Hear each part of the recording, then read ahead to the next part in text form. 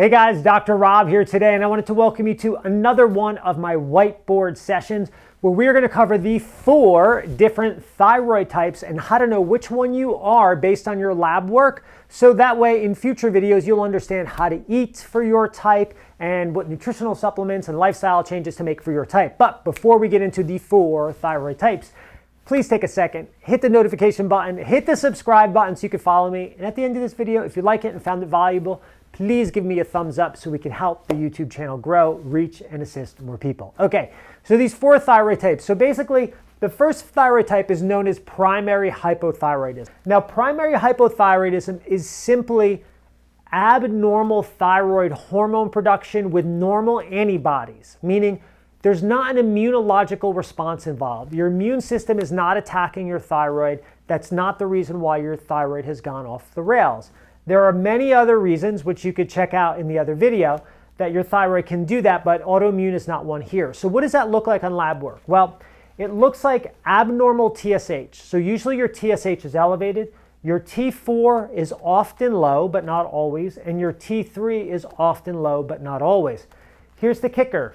Your TPO antibodies, that stands for thyroid peroxidase antibodies, your thyroglobulin antibodies, and your TSI, which stands for thyroid stimulating immunoglobulin, all those guys are normal. So all your antibodies are normal. All right, let's talk about Hashimoto's. So Hashimoto's thyroiditis. Itis means inflammation of. This is inflammation in the thyroid. This is caused by an immunological reaction. Now, in truth, it is an immunological reaction. It's really caused by many other factors that we're not going to get into today. However, we're just going to say, if you have Hashimoto's thyroiditis, how do you know that's your cause type based on your labs? Well, here's the kicker. Your TSH can be abnormal. So you can have high TSH, low T4, low T3, just like primary hypothyroidism. So you can have that. Or these can be normal. So you could actually have normal TSH, T4, T3. Those can be normal. But what will be abnormal is your TPO, your thyroid peroxidase antibodies, or your thyroglobulin antibodies. Those two, one of those two is going to be abnormal. So what we see in Graves' disease is we see a low TSH. We see TSH going down, and we see T4 and T3 going up. So T4 and T3 are high. There's too much thyroid hormone being produced, or at least one of these two is high for sure. And the other thing that could be high is RT3. Why? Well, reverse T3 stops T3 from working right. So if you have a whole bunch of T3 in your bloodstream and it's overstimulating your cells and making your heart beat too fast, what can happen is your body can produce more reverse T3. Reverse T3 will actually plug into the T3 receptors on the surface of your cells and stop the active T3 from getting into those receptors. So it acts as a checks and balance system for the thyroid hormone. If you have too much T3, then your reverse T3 goes high to try to block that T3 from causing an overstimulation and damage to the cells. Your TSI, thyroid stimulating immunoglobulin, will be high in Graves' disease.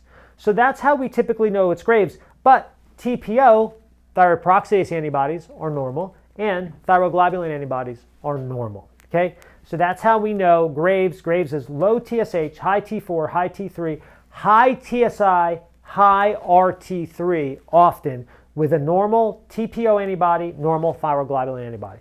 Okay, last one, no thyroid, or a thyroid that's been treated with radioactive iodine. What happens in these cases? Well, the truth is anything can happen in these cases.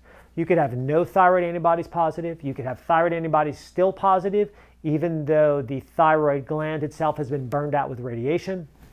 You could have too high, too low. A lot of that simply depends upon the medication. So the way you simply know if you're that type is if you don't have a thyroid, or if your thyroid has been radiated with radioactive iodine, then you automatically know you fall into that type. So in future videos, I'm going to be covering the foods that you should eat for your type. Okay, so you got to identify which type you are first. Like, I'm Hashimoto's. No, I'm primary hypothyroidism. No, I'm Graves' disease, right?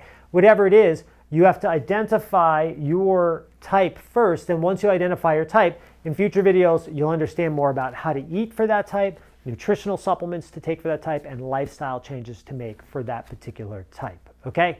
So I hope that helps. Again, if you like this information, please give me a thumbs up, give me a notify, all that type of stuff. And look, if you have any problems, please feel free to reach out to me. There's a link down here below. There's thyroid evaluations you could fill out on our website. There's a lot of information out there that we have as well in order to help you guys, because that's our purpose. So check us out if you need some help. If not, I will catch you at the next whiteboard session. Thank you for being with me here today, and I'll see you later. Bye.